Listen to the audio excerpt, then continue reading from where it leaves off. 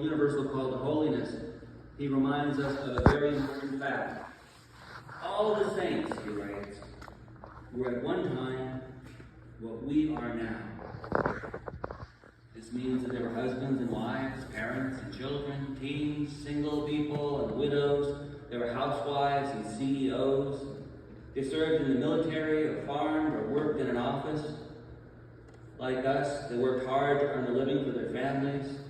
They loved deeply and showed that love in everyday ways, by being kind and caring towards others, even strangers, and especially the poor and marginalized. They forgave hurts and slights and were willing to begin each day anew. Like all of us, they too suffered the diminishments of age and health with patience and grace.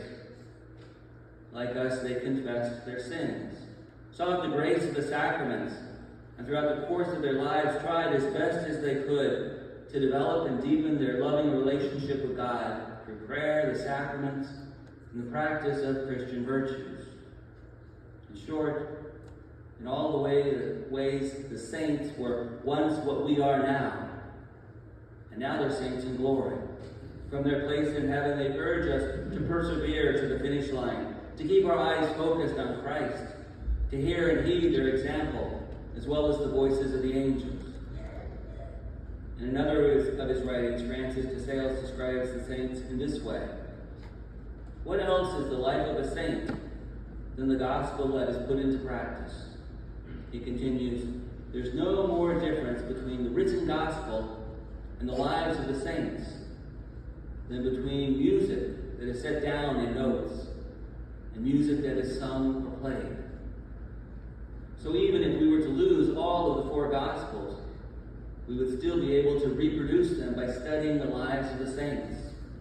For example, we could recover the poverty and simplicity of Jesus in the life of St. Francis of Assisi. We can understand the Gospel teaching on loving and service of the poor in the example of St. Teresa of Calcutta and in her tender care for the poorest of the poor.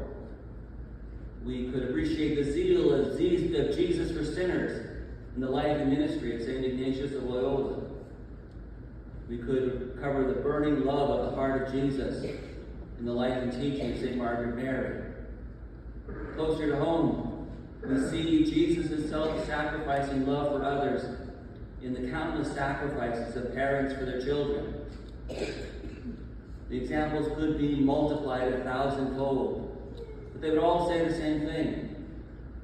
The lives of the saints are simply the gospel of Jesus that is lived and practiced by ordinary people in everyday situations of life.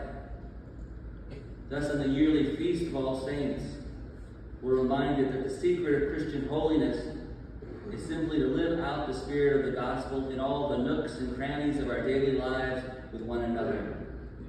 Yes, the saints were once what we are now.